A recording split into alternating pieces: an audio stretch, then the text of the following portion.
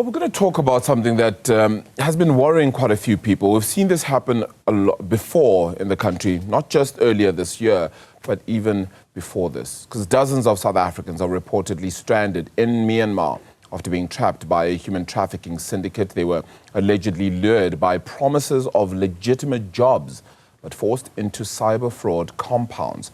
Chantell Brecht, the national hotline manager for A21 campaign, joins us to explain how the network operates, how citizens are targeted, and efforts to bring them home. There are question marks, Chantell, good morning to you, around whether they're still stuck in Myanmar. So we'll try and get a further update with regards to that. But what is your understanding of the situation, Chantell, this morning involving dozens of South Africans recently stranded in Myanmar? Good morning to you.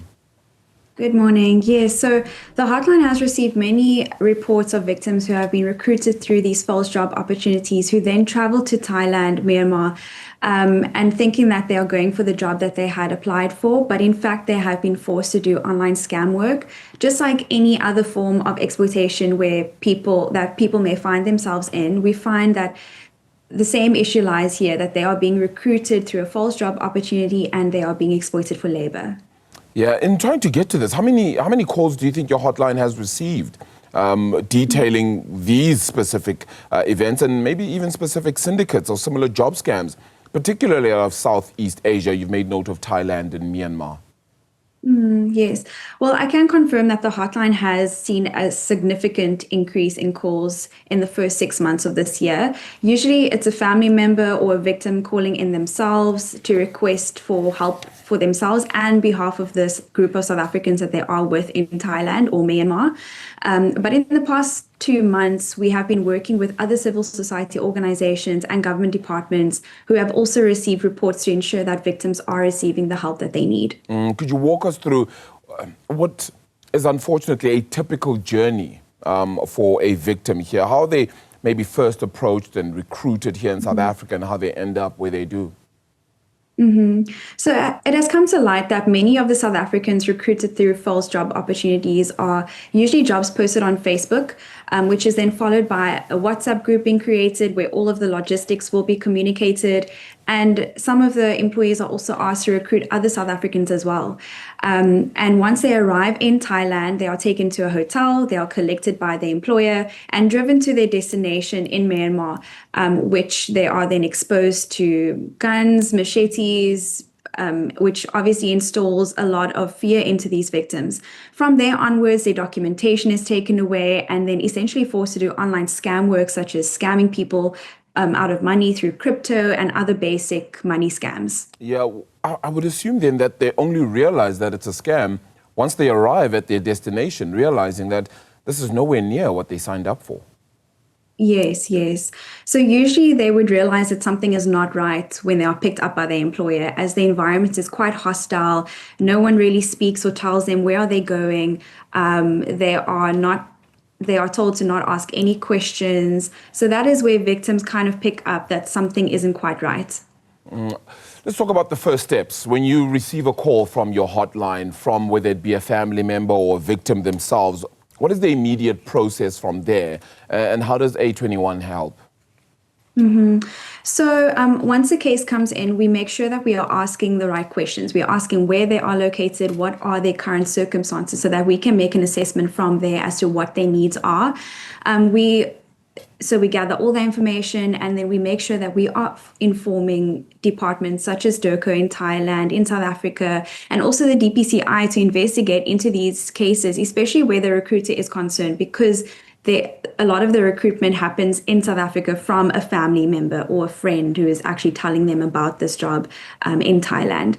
So we also make sure that we are informing other government departments such as the Department of Social Development to make sure that when they do arrive back in South Africa, they are getting the aftercare services that they need, and as well as other organizations as well, such as NGOs, to assist with counseling, etc. Yeah, the cross-border and jurisdictional issues must be absolutely astounding when it comes to a situation like this. What are the primary challenges in trying to repatriate or assist victims from these compounds to their respective countries and, of course, to South Africa? Yeah, I think the main issue at the moment is funding for repatriation. A lot of that burden has been put onto the family members of these victims to pay for the flights.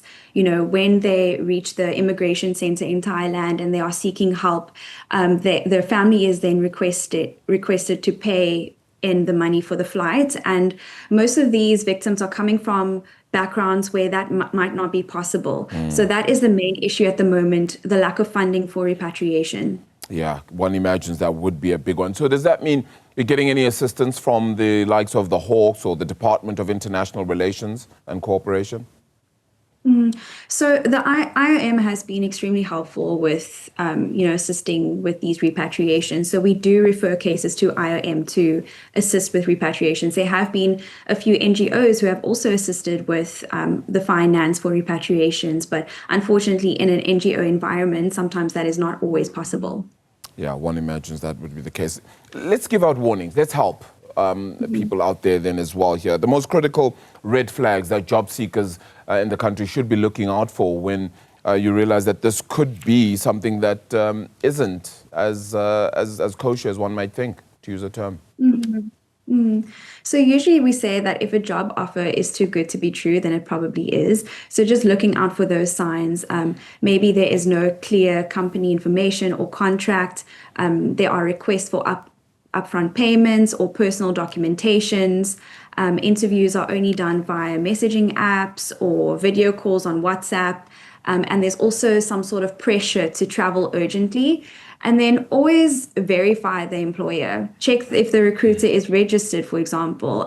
Confirm work visas through official channels before you go as well. The National Human Trafficking Hotline also offers a job vetting service where callers can call into our hotline and we then conduct a job vetting to make sure that the job is legitimate before they go for the opportunity. I mean, one looks at patterns that may be emerging, and one looks at the case that we saw a little bit earlier on this year with regards to the Russia job scandal too. And that was just touted by our very own South Africans who were thrown into this the hot water here, and the social media influencers being a key part of that conversation with them, actually having gone to Russia, come back and had to detail and share their experiences. And it seemed all right until the next batch of people then went. How do we deal with a situation like that and the misconceptions and having seen an example of it looking like it's okay when maybe it isn't? And a lot of the times with those recruiters, they sometimes don't even know that they are recruiting people into a trafficking scam, a trafficking situation. So, I mean, like I said, I would definitely do your research before going for any opportunity abroad. All South Africans are always looking for better opportunity, and for most of us, that seems the best opportunity would be to go abroad. So definitely do your research, call us to do a job vetting to make sure that, everything is legitimate before you go. Research the contact persons that you are speaking to, have a look at the locations that they are giving you, where are you going? So definitely just do your research. And that also comes with awareness. There needs to be more awareness out there on educating people on these red flags for these false job opportunities so that people know exactly what to look out for before going for any opportunity. Do you think that there could be some systemic failures here, whether it be in border control, digital regulation, which could maybe help track these people, and maybe even public education? Are they enabling these scams to possibly flourish? Well, I would suggest that there needs to be more of a response, from government. I think to stop South Africans from falling into these scams into, Southeast Asia, we need a strong, united national response. Government should launch wide public awareness campaigns on TV, radio, social media, warning people about these false job opportunities, especially this trend specifically. I mean, it's just increasing and more South Africans are being recruited as we speak. So it's not only the South Africans who are stuck there, but the South Africans are actually being lured into that scenario right now. And I know it's an unfortunate situation overall, but should we be perhaps using some of the survivor stories, whether it be from those of the Russia job scandal, this one out of Myanmar too, to try and raise awareness and further educate all those who may fall into the same trap a little bit later on in life? Yes, absolutely. I think, I think civil society organizations and government departments need to also speak up and create awareness around this issue, not just relying on survivor testimonies, but us from experience working on these cases need to be the ones who are also taking responsibility to raise awareness to this issue.